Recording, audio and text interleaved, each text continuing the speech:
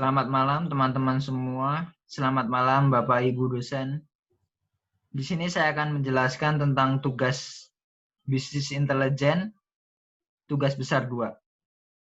Dengan judul Implementasi Bisnis Intelijen bagi pelanggan dalam pemilihan situs pasar online yang berkualitas. Oleh dosen pengampu Ibu Tiwuk Wahyuli Prihandayani, Eskom, MMSI. Perkenalkan, nama saya Andreas Medi Marwanto dan teman saya Martin Ronaldo Yosef. Di sini saya akan membagi 6 pembahasan. Untuk yang pertama latar belakang, yang kedua rumusan masalah dan ruang lingkup, yang ketiga tujuan dan manfaat, yang keempat landasan teori, yang kelima isi dan pembahasan, lalu yang keenam kesimpulan. Untuk latar belakangnya, perkembangan teknologi khususnya internet di Indonesia terus meningkat dari tahun ke tahun, dan dari data yang disajikan oleh APJI atau Asosiasi Penyelenggara Jasa Internet di Indonesia, pengguna media atau teknologi internet di Indonesia dimulai sejak tahun 98 yang saat ini ditaksir sekitar 0,5 juta orang dan hingga tahun 2012 telah mencapai 60 juta orang yang menggunakan internet. APJI juga meramalkan penggunaan internet pada tahun 2015 akan bertambah menjadi 139 juta orang. Dengan banyaknya penggunaan internet di Indonesia, mengakibatkan banyak orang atau badan usaha menjual atau memasarkan produknya melalui media internet, seperti e-commerce. Toko online biasa atau disebut juga electronic commerce merupakan proses pembelian, penjualan, atau pertukaran produk, jasa, dan informasi melalui jaringan komputer. Di samping pertumbuhan yang pesat, BMI Research juga menetapkan sinyal ini masih banyak masyarakat yang meragukan sistem belanja online. Yang terangkum dalam 4 keluhan utama berbelanja online yaitu yang pertama, adanya perbedaan spesifikasi produk yang didisplay dengan produk asli yang diterima sebesar 22%. Lalu yang kedua, lamanya menerima barang sebesar 9%. Yang ketiga, masalah koneksi internet sebesar 5%. Yang keempat, isu penipuan sebesar 5%. Penelitian ini menerapkan bisnis intelijen dalam sebuah sistem informasi yang dapat membantu pelanggan dalam memilih situs online yang berkualitas.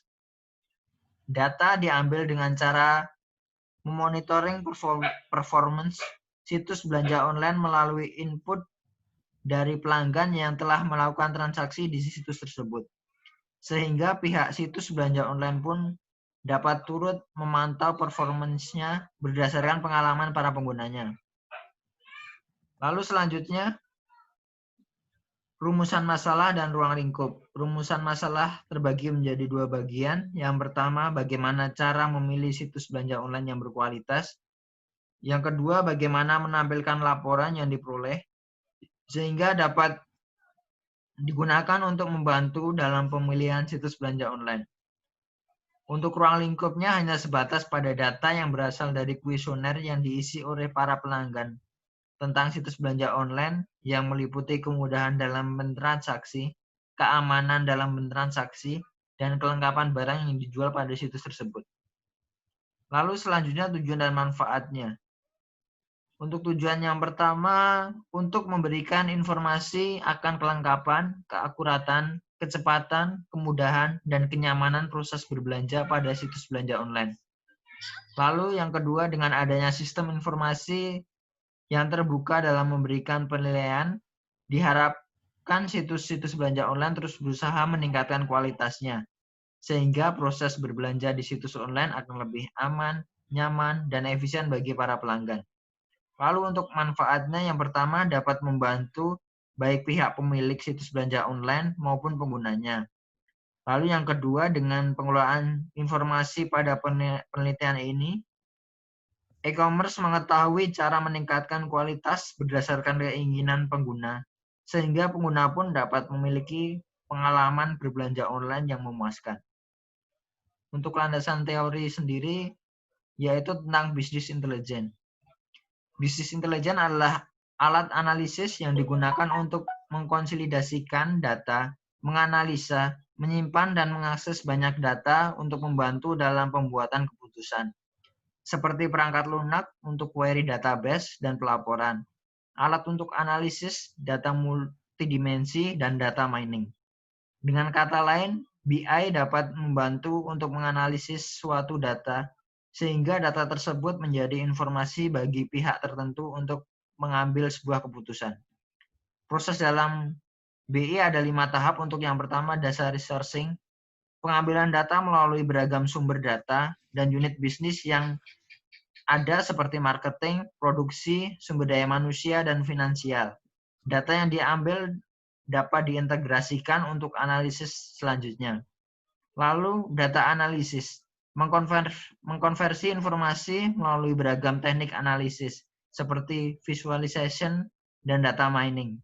Hasil dari proses analisis dapat membantu manajemen untuk mengerti situasi saat itu dan dapat mengambil keputusan yang lebih baik. Lalu situation awareness, kesadaran terhadap situasi dapat menyediakan pemahaman yang lebih jauh dalam pengambilan keputusan berdasarkan hasil dari data analisis. Lalu risk assessment, adanya kesadaran terhadap beragam situasi yang dapat membantu manajer atau memprediksi masa yang akan datang, mengidentifikasi ancaman dan kesempatan, dan merespon sesuai kebutuhan yang diperlukan. Lalu decision support, tujuan utama dari BI adalah untuk membantu manajer dalam pengambilan keputusan dan bijak berdasarkan bisnis data yang sedang berjalan. Lalu selanjutnya yaitu isi dan pembahasan. Pada penelitian yang akan dibahas mengenai solusi dalam memecahan masalah yang telah disebutkan sebelumnya, setelah mendapatkan data dari pengguna situs online, maka dapat dimulai analisis penilaian kualitas online solusi BI yang dimasukkan. Yang pertama, Business Intelligence Report. Business Intelligence Report merupakan laporan yang berbeda dari laporan standar lainnya karena memiliki 4 kriteria, yaitu accessibility, timelines, format, dan data integrity. Lalu yang kedua, Business Intelligence Analytics. Pengguna dapat menggunakan Business Intelligence untuk mengakses suatu dimensional data warehouse yang interaktif. Lalu selanjutnya Business Intelligence Data Mining. Dengan melakukan data mining terhadap sekumpulan data, akan didapatkan suatu pola yang dapat disimpan sebagai pengetahuan baru. Pola yang didapatkan akan digunakan untuk melakukan evaluasi terhadap data-data tersebut, sehingga terbentuklah suatu informasi. Lalu Business Intelligence Dashboard. Dashboard adalah suatu kategori dari aplikasi Business Intelligence yang secara real-time akan memonitoring berbagai informasi yang dibutuhkan oleh suatu organisasi atau perusahaan dengan berbagai macam format sehingga memungkinkan untuk membuat keputusan pintar secara cepat. Untuk selanjutnya akan dijelaskan oleh Martin. Ya, selanjutnya Business Intelligence Alert. Aplikasi ini akan menginformasikan kepada pengguna akan kondisi yang terjadi. Sebagai contoh informasi, stok barang di suatu cabang tertentu sudah kritis. Selanjutnya, Business Intelligence Portal. Business Intelligence Portal adalah aplikasi yang mempunyai fungsi sebagai penghubung untuk mengakses dan manajemen semua aplikasi BI di atas. Selanjutnya, isi dan pembahasan. BI yang digunakan dalam penelitian ini adalah Business Intelligence Dashboard yang bertujuan membantu pengguna situs belanja online untuk memutuskan situs mana yang akan dipilih dalam melakukan transaksi pembelian. Pengguna dapat melihat pendapat pengguna yang lain akan aspek-aspek yang akan dijelaskan di bawah untuk setiap situs belanja online. Selain itu, pengolahan data yang dilakukan secara rutin dapat ditampilkan peningkatan layanan di situs online tersebut. Apabila situs tersebut terus melakukan peningkatan yang baik, maka penilaian para pengguna pun akan semakin baik. Pengumpulan data dalam penelitian ini berasal dari kuesioner yang telah disebarkan kepada 30 orang mahasiswa atau mahasiswi yang mengikuti kuliah magang. kuliah Managing Corporate Information System and Technology di Universitas Bina Nusantara. Penelitian ini menggunakan referensi dari model yang digunakan oleh Kurniasari dan Hadi. Pada jurnalnya dalam menilai kualitas sebuah jasa, model tersebut memiliki 10 dimensi pokok kualitas jasa, yaitu reliabilitas, responsivitas, dan daya tangkap, kompetensi, akses, kesopanan, komunikasi, kredibilitas, keamanan, kemampuan memahami pelanggan, dan bukti fisik. Dari ke-10 aspek model tersebut memiliki 10 dimensi pokok kualitas jasa, yaitu reliabilitas, responsif atau daya tanggap, kompetensi, akses, kesopanan, komunikasi, kredibilitas, keamanan, kemampuan memahami pelanggan, dan bukti fisik.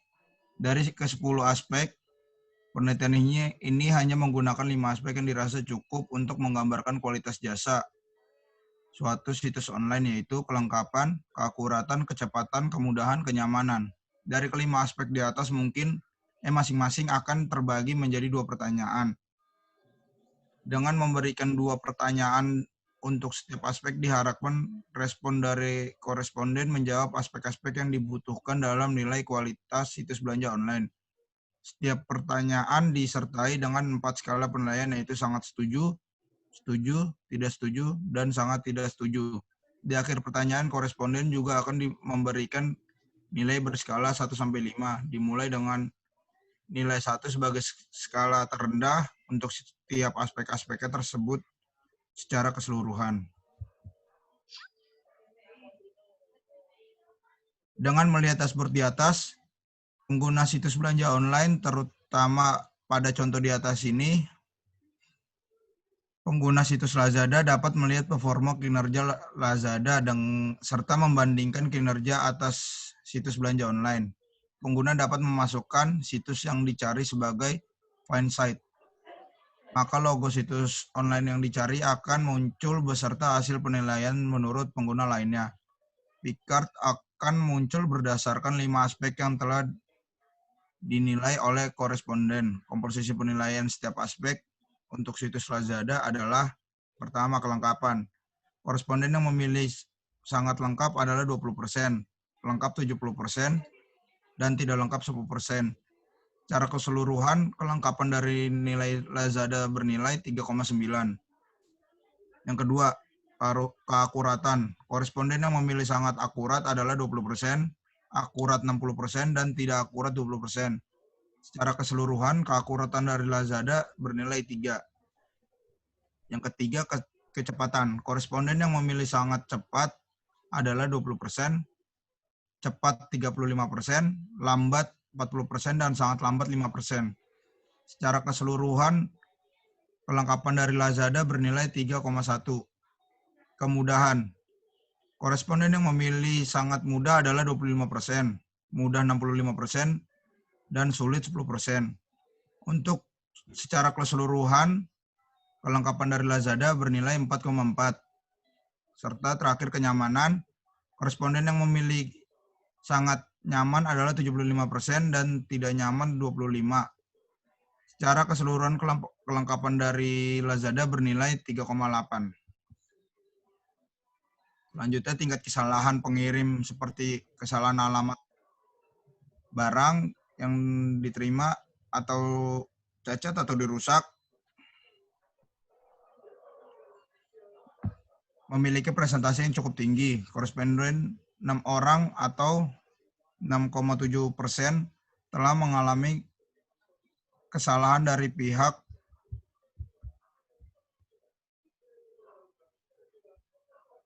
penjual, didukung dari aspek keakuratan Lazada maupun dapat memberikan barang sesuai dengan ekspektasi pelanggan. Bahkan pelanggan mendapat barang yang salah atau cacat. Pada kualitas pelayanan terhadap pelanggan berpengaruh secara asimetris terhadap kepuasan pelanggan, di mana pelayan yang buruk berakibat lebih besar terhadap kepuasan pelanggan daripada pelayan yang dikategorikan baik. Implementasi strategi dengan kategori terbaik akan meningkatkan kepuasan dan kesetiaan pelanggan lebih besar daripada tidak ada pemasaran secara relasional yang dilakukan. Dan sebaliknya, implementasi strategi dengan kategori terburuk akan menurunkan kepuasan dan kesetiaan pelanggan lebih besar daripada tidak ada pemasaran relasional yang dilakukan. Selanjutnya, kesimpulan.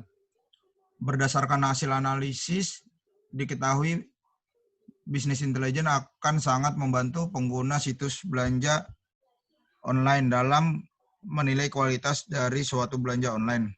Tidak hanya untuk kali ini saja, tetapi bisnis intelijen juga sebaiknya diterapkan untuk meningkatkan performa maupun efisiensi dari suatu perusahaan. Dengan tersedianya laporan yang teranalisa dengan baik, maka peningkatan performa pun dapat dilakukan dengan maksimal.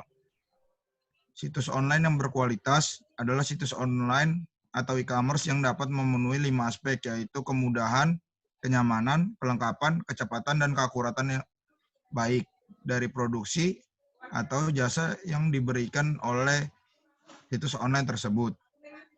Dengan menggunakan salah satu situs online belanja yang paling banyak digunakan oleh koresponden, yaitu Lazada, serta terlihat dari 5 aspek yang digunakan dalam penilaian ini, dapat didapatkan bahwa pelanggan merasa Lazada berkualitas karena kemudahan dalam berbelanja, kelengkapan dari produk-produk yang dijual, kenyamanan dalam belanja, dan kecepatan ketika barang tersebut dipesan hingga barang tersebut sampai di tempat pelanggan.